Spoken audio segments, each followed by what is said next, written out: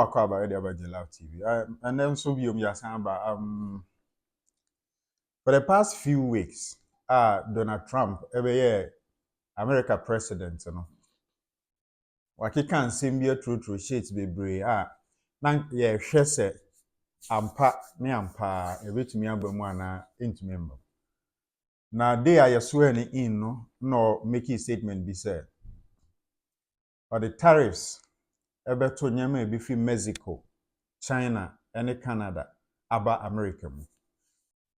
All along, we're thinking, say, one of his gimmicks now, or now, reason I know I saw the tariffs better Canada, Mexico, and China. So they say, or say Mexico and Canada, ama illegal immigrants and fentanyl era America borders more. Kum America for. And this Canada and Mexico and to me and strengthen on my borders no. Say be a fentanyl no into me cross America. Remember 25% tariffs on everything that is exported into United States of America. Now you can't 25% tariffs now. So won't you say a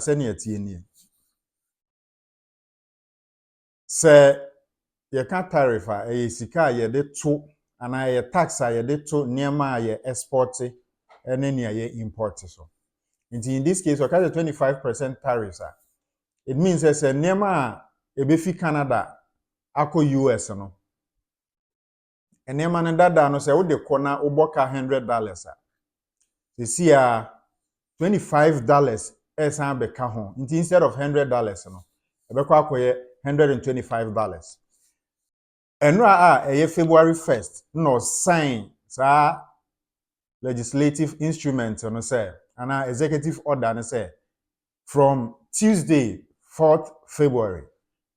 Adebia ebewura the borders of the United States of America, efi Canada, Mexico and China no.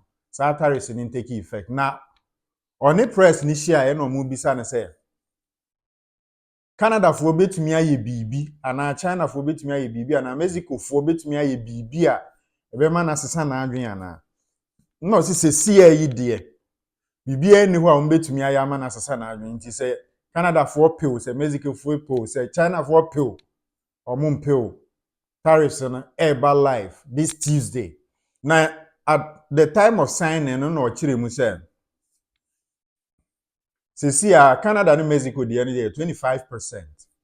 But China they no why 10%. And the reason why 10% in the Mr. President, is there anything China, Canada, and Mexico can do tonight to forestall your implementation of tariffs tomorrow? No, nothing. Not right now, no. Not a negotiating tool? No, it's not. No, it's a pure economic. We have big deficits with, as you know, with all three of them. And in one case, they're sending massive amounts of fentanyl, killing hundreds of thousands of people a year with the fentanyl. And in the other two cases, they're making it possible for this poison to get in, number one. And number two, we have big deficits, and it's something we're doing. And we'll possibly very substantially increase it or not. We'll see how it is. But it's a lot of money coming to the United States. As you know, we have about a $200 billion deficit with Canada, getting close to $200 billion. They've treated us very unfairly. And I say, why should we be subsidizing Canada? It's wonderful. I have so many friends in Canada. It's a great place. Is there a concession you're looking for, sir? No, we're not looking for a concession. And we'll just see what happens. We'll see what happens. And with Mexico, it's the same thing. We have a $250 billion deficit, and we have a lot of people coming into the border, and now we've largely stopped that, but we've stopped that ourselves. I think they've done a fantastic job. You've seen the numbers, they've dropped to almost zero. But we've suffered under the past administration for years and years. We've suffered with millions of criminals coming into our country. Criminals, people from jails from all over the world. They come through Mexico, and they come through Canada too. A lot of them come through Canada, and a lot of fentanyl comes through Canada, and China makes the fentanyl. China makes the fentanyl, gives it to Mexico, puts it through Canada, puts it through different places, mostly Mexico, but also a lot through Canada. And so all three haven't treated us very well. There are significant. Can I ask you about your meeting with NVIDIA? What did you talk about, and do you think you need to ban more of the chips that they're selling to China? Well, he's a great gentleman, and I hadn't met him. He's the biggest in the world in terms of chips. And I can't say what's going to happen with it. We had a meeting. It was a good meeting. But eventually we're going to put tariffs on chips. We're going to put tariffs on oil and gas. That'll happen fairly soon. I think around the 18th of February. And we're going to put a lot of tariffs on steel. We already have tariffs on steel, and we've saved our steel industry, but that was relatively small compared to what it'll be. But we're going to be putting tariffs on steel and aluminum and ultimately copper. Copper will take a little bit longer, and that'll happen pretty quickly. It'll mean it'll be a great boost for our steel industry. It'll make our steel industry very strong. If I didn't put the tariffs on years ago on steel, which actually Biden left because there was so much money that they couldn't do anything about it, we would have lost. We wouldn't have one steel mill in this country if I didn't do that. We saved the steel industry. So it was an honor to do it, and I think the people that love me most in the whole world are people that make steel. But we're going to be putting sometime this month, next month, we're going to be putting tariffs on steel and aluminum. And we'll give you an announcement as to what the exact date is. But it'll be a tremendous amount of money for our country, a tremendous amount. These are big numbers. And in addition to that, and you see the power of the tariff. I mean, the tariff is good. And nobody can compete with us because we have by far the biggest piggy bank. And so that'll take place very quickly. But also we'll be doing pharmaceuticals. And to bring our industry back, we want to bring pharmaceuticals back to the country. And the way you bring it back to the country is by putting up a wall, and the wall is a tariff wall. We were the richest country in the world. We were at our richest from 1870 to 1913. That's when we were a tariff country. And then they went to an income tax concept, and how did that work out? It was fine. I mean, it was okay, but would have been very much better. So we'll be doing pharmaceuticals, importantly, and drugs, medicines, etc., all forms of medicine and pharmaceuticals. And we'll be doing, very importantly, steel, and we'll also be doing chips and things associated with chips. Now, what are some of the implications of this for Canada, Mexico, and the US nankasa? The implication is that Bema Nyama ebifi US.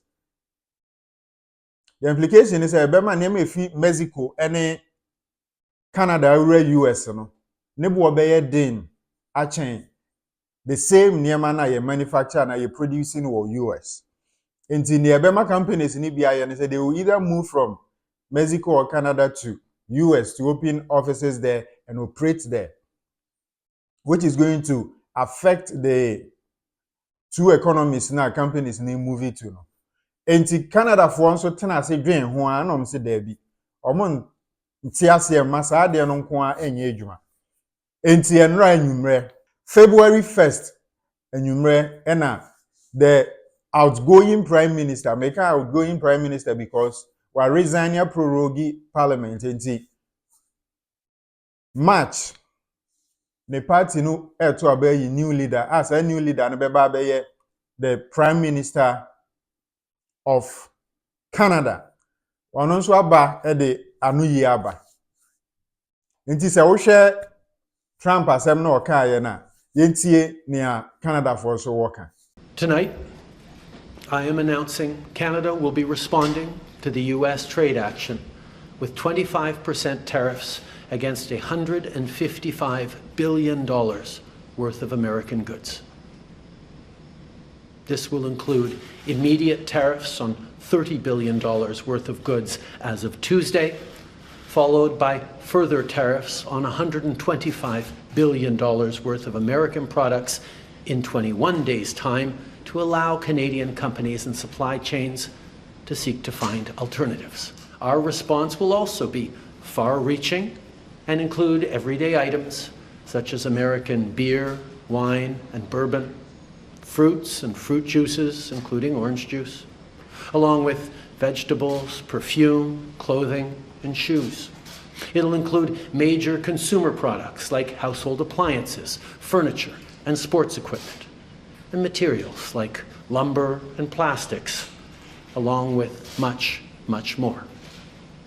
And as part of our response, we are considering, with the provinces and territories, several non-tariff measures, including some relating to critical minerals, energy, procurement, and other partnerships.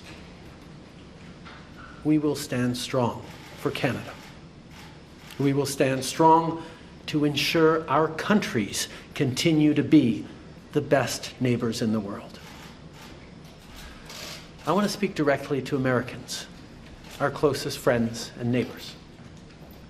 This is a choice that, yes, will harm Canadians, but beyond that, it will have real consequences for you, the American people.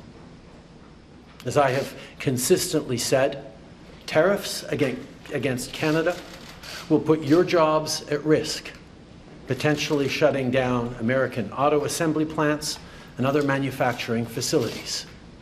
They will raise costs for you, including food at the grocery stores and gas at the pump. They will impede your access to an affordable supply of vital goods crucial for U.S. security, such as nickel, potash, uranium, steel, and aluminum. They will violate the free trade agreement that the President and I, along with our Mexican partner, negotiated and signed a few years ago. Together, we've built the most successful economic, military, and security partnership the world has ever seen. A relationship that has been the envy of the world. Yes, we've had our differences in the past, but we've always found a way to get past them. As I've said before, if President Trump wants to usher in a new golden age for the United States, the better path is to partner with Canada, not to punish us.